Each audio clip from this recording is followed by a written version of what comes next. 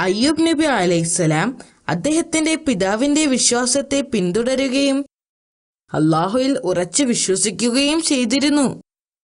അദ്ദേഹത്തിന് വലിയൊരു വീടുണ്ടായിരുന്നു. അദ്ദേഹത്തിന് ധാരാളം ഭൂമി സ്വന്തമായിട്ടുണ്ടായിരുന്നു. കൂടാതെ ധാരാളം ആടുകളും ഉണ്ടായിരുന്നു.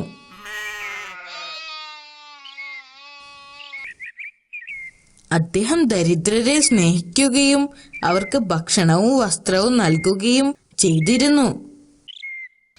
അദ്ദേഹത്തിന്റെ പുത്രന്മാരും അദ്ദേഹത്തെ പോലെ ദാനധർമ്മങ്ങൾ ചെയ്തിരുന്നു. ഈ അനുഗ്രഹങ്ങൾക്കെല്ലാം പ്രവാചകൻ അള്ളാഹുവിന് നന്ദി പറഞ്ഞു. ആളുകൾക്ക് പ്രവാചകനോടുള്ള സ്നേഹം കണ്ടപ്പോൾ ശൈത്താന് പ്രവാചകനോട് അസൂയ തോന്നി. ഇത് അവസാനിപ്പിക്കാൻ ശൈത്താൻ തീരുമാനിച്ചു. ഒരു ദിവസം ശൈത്താൻ അള്ളാഹുവിനെ സമീപിച്ചു. അയ്യൂബ് നബിയെക്കുറിച്ച് പിശാച് അള്ളാഹുവിനോട് പരാതി പറഞ്ഞു. പ്രവാചകൻ എപ്പോഴും അള്ളാഹുവിനോട് പ്രാർത്ഥിക്കുമെങ്കിലും അദ്ദേഹം ഒരിക്കലും ഒരു ആത്മാർത്ഥതയുള്ള വ്യക്തിയല്ല. ശൈത്താൻ പറഞ്ഞു.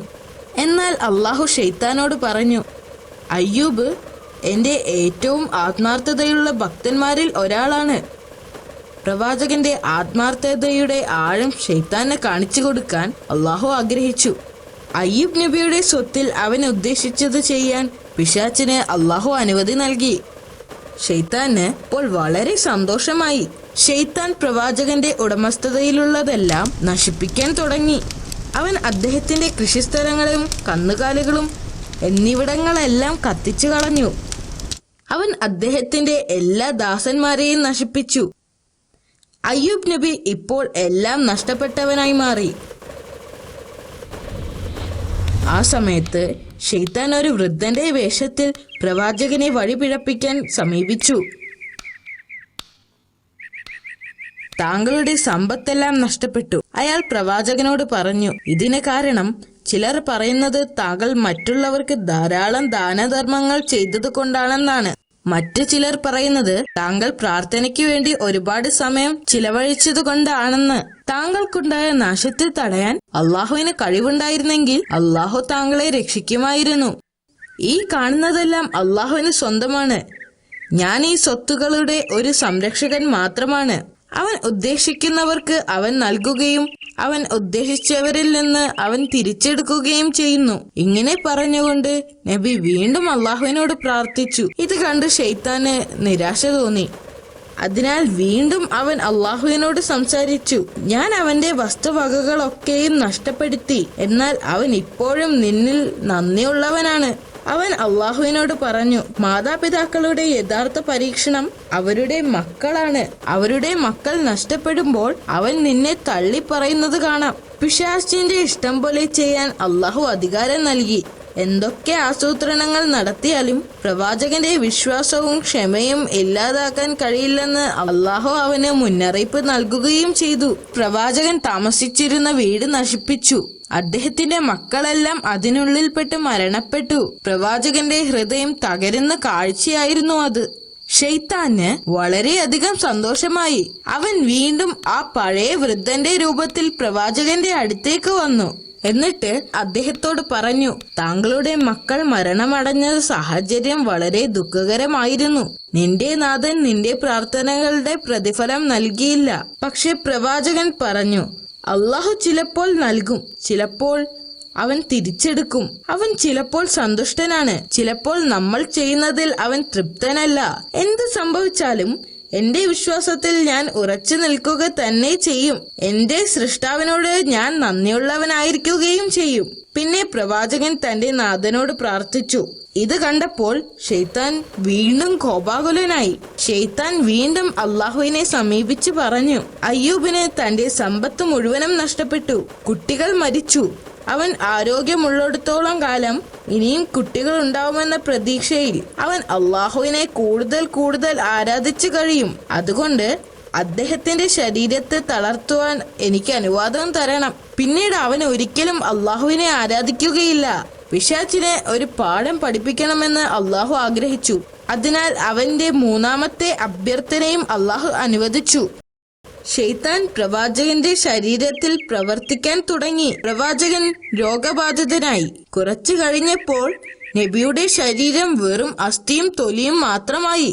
എന്നാൽ പ്രവാചകൻ തന്റെ സകല വിശ്വാസങ്ങളിലും ശക്തമായി ഉറച്ചു നിന്നു.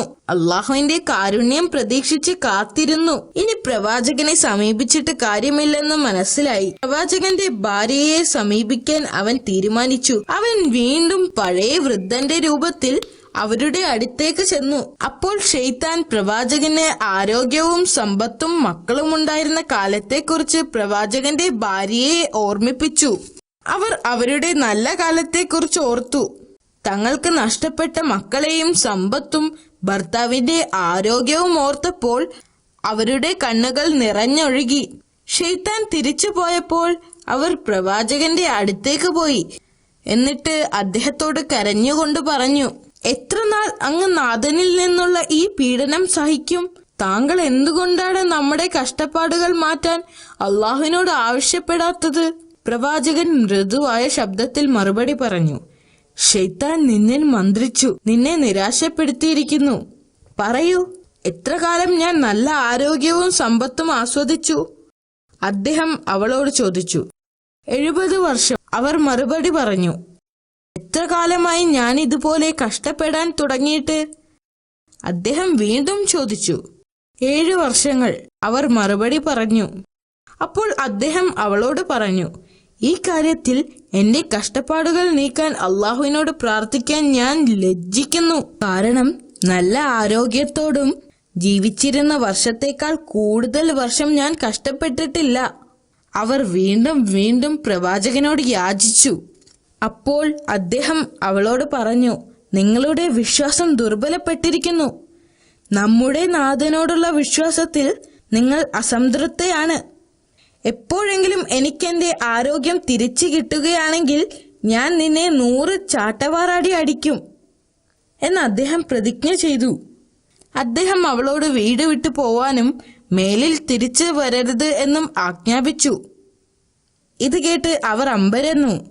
അവർ വളരെയധികം വിഷമത്തോടുകൂടി വീട് വിട്ടുപോയി. അവർക്ക് അദ്ദേഹത്തോട് വളരെയധികം ഇഷ്ടമായിരുന്നു. തന്റെ ഭാര്യയോട് അങ്ങനെ പറയേണ്ടി വന്നതിൽ അദ്ദേഹത്തിന് വിഷമം തോന്നി. അവർ തെറ്റായൊന്നും ഉദ്ദേശിച്ചില്ലെന്ന് അദ്ദേഹത്തിന് അറിയാമായിരുന്നു. ഈ നിസ്സഹായാവസ്ഥയിൽ അദ്ദേഹം അള്ളാഹുവിനോട് പ്രാർത്ഥിച്ചു. അത് പരാതിപ്പെടുന്നതിനായിരുന്നില്ല, അള്ളാഹുവിന്റെ കാരുണ്യത്തിന് വേണ്ടിയായിരുന്നു. എന്റെ നാഥ, ഞാൻ അവശനായിരിക്കുന്നു. നീയാണ് ഏറ്റവും വലിയ കരുണാമയൻ.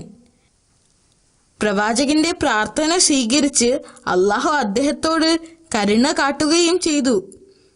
അള്ളാഹു പ്രവാചകനോട് തന്റെ കാൽ ഭൂമിയിൽ അമർത്താൻ ആവശ്യപ്പെട്ടു. പ്രവാചകൻ ആ കൽപ്പന അനുസരിച്ചു. പെട്ടെന്ന് തന്നെ നിലത്തു നിന്നും ഒരു ഉറവ വന്നു. അള്ളാഹു കൽപ്പിച്ചതുപോലെ അദ്ദേഹം ആ വെള്ളത്തിൽ കുളിച്ചു. പെട്ടെന്ന് അദ്ദേഹത്തിന് സുഖം പ്രാപിച്ചു. അദ്ദേഹത്തിന് വിശ്വസിക്കാൻ കഴിഞ്ഞില്ല. അതേസമയം തന്റെ വിശ്വസ്ത ഭാര്യയ്ക്ക് ഭർത്താവിനെ പിരിഞ്ഞ് അധിക ദൂരം പോകാൻ കഴിയില്ലായിരുന്നു. അവർ അദ്ദേഹത്തെ ഓർത്ത് കുറേ വിഷമിച്ചു. അതുകൊണ്ട് തന്നെ അദ്ദേഹത്തെ പരിചരിക്കാൻ അവർ ആഗ്രഹിച്ചു. അവർ വീട്ടിലേക്ക് മടങ്ങി വന്നു. വീടിനകത്ത് കടന്നപ്പോൾ പെട്ടെന്നുള്ള മാറ്റം കണ്ട് അവർ അതിശയിച്ചു. പ്രവാചകൻ വീണ്ടും ആരോഗ്യവാനായിരിക്കുന്നു. അദ്ദേഹത്തിന്റെ എല്ലാ അസുഖങ്ങളും ഇല്ലാതായിരുന്നു. അവർ അദ്ദേഹത്തെ കെട്ടിപ്പിടിക്കുകയും അള്ളാഹുവിനോട് നന്ദി പറയുകയും ചെയ്തു. പ്രവാചകൻ ദേഷ്യത്തിലായിരുന്നപ്പോൾ എടുത്ത ശപഥത്തെക്കുറിച്ച് ഓർത്ത് അദ്ദേഹം ഇപ്പോൾ ദുഃഖിക്കുന്നു. ആരോഗ്യം തിരിച്ചു കിട്ടുകയാണെങ്കിൽ ഭാര്യയ്ക്ക് 100 അടി നൽകുമെന്ന് സത്യം ചെയ്തിരുന്നു. അവളെ വേദനിപ്പിക്കാൻ അദ്ദേഹത്തിന് കഴിയുമായിരുന്നില്ല. എന്നാൽ അള്ളാഹുവിനോടുള്ള വാക്കുകൾ തെറ്റിക്കാനും അദ്ദേഹത്തിന് കഴിയില്ലായിരുന്നു. അള്ളാഹു തന്റെ വിശ്വസ്ത ദാസന്റെ ധർമ്മസങ്കടം പരിഹരിക്കാൻ വീണ്ടും സഹായത്തിനെത്തി. അള്ളാഹു അദ്ദേഹത്തോട് കനം കുറഞ്ഞ പുല്ലിന്റെ ഒരു കെട്ടുണ്ടാക്കാനും അത് വെച്ച് ഭാര്യയെ പതുക്കെ അടിക്കുവാനും ആവശ്യപ്പെട്ടു.